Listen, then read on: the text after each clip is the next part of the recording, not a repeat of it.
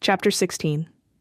When I informed Corey that Mama wanted the kids and me to go with her in her new car to California during spring vacation, his chin dropped.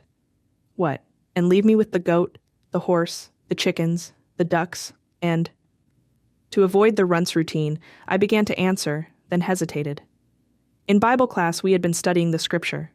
A soft answer turneth away wrath. I was often guilty of being anything but soft.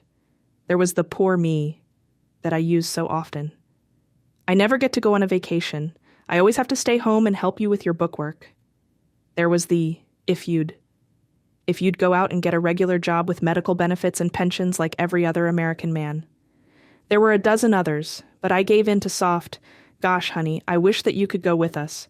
We always miss you so much, and I appreciate your letting us go even though you can't. News spread to Bible class. So you're going to Disneyland.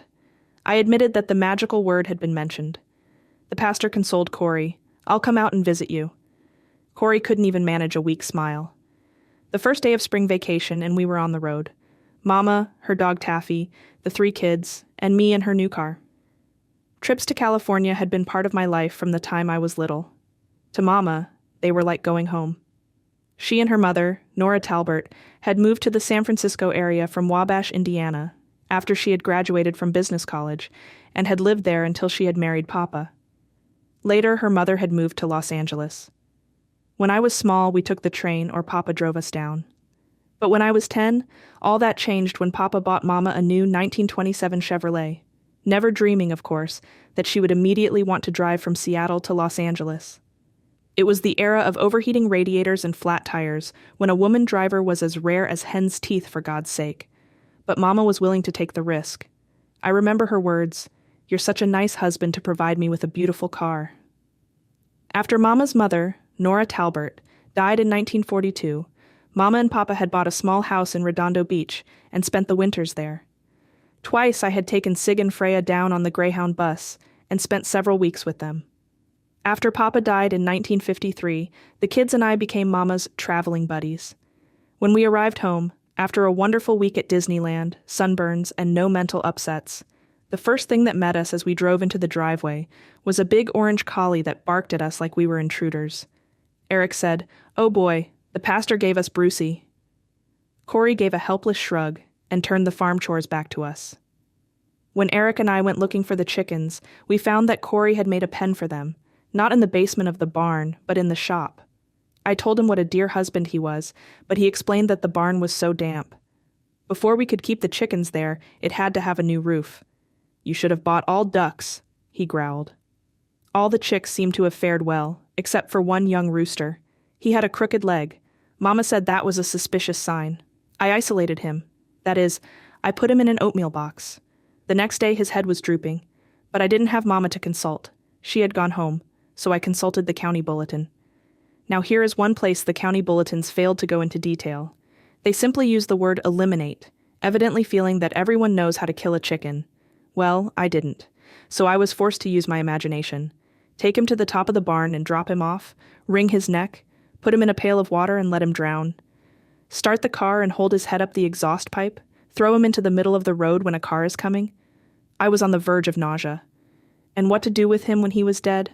Put him in the garbage can, of course. It was then that the idea struck me. Why not put him in the garbage now? Tie a plastic bag around his head and put the lid on tight. That's what I did. Gently. Then I wrote on my chart, elimination by asphyxiation. But I couldn't forget my dastardly deed. I kept seeing that little chicken face staring up at me, pleading.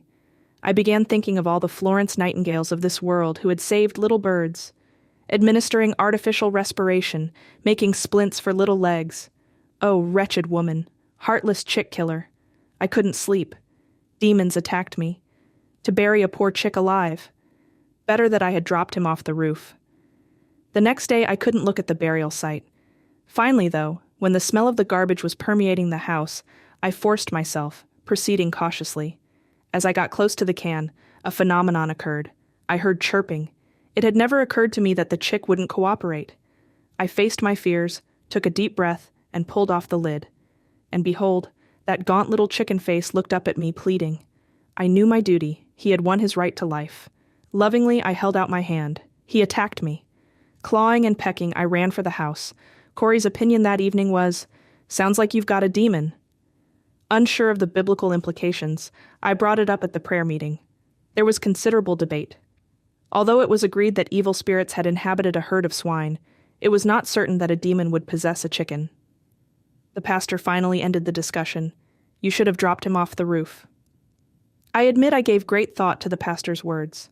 The problem, of course, was how to get up on the roof. Finally, with misgivings, I returned him to the flock.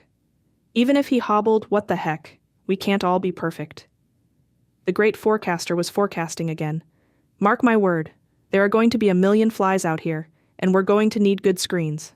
We were giving the lawn swing its initial test of the season. The warm embrace of early summer raised goosebumps on my winter-white arms. Overhead were the songs of the birds chirping in every treetop. "Why brood over such things, darling? Hear that little critter up in the apple tree? She's saying cheap, cheap, probably bargaining with her husband for a new hat." Corey didn't even smile. I reminded him, "Honey, you're out of tune with nature. You're producing a discord." "I'm just saying we're going to need good screens." I tried to imagine the dull drone of pesky insects intermingling with the lovely choral effects all around us. Impossible.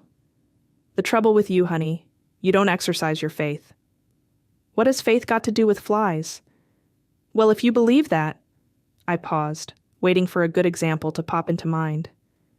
"That's just what I'm doing," Corey said. "I'm believing we're going to have flies, and we'd better exercise our faith and have good screens."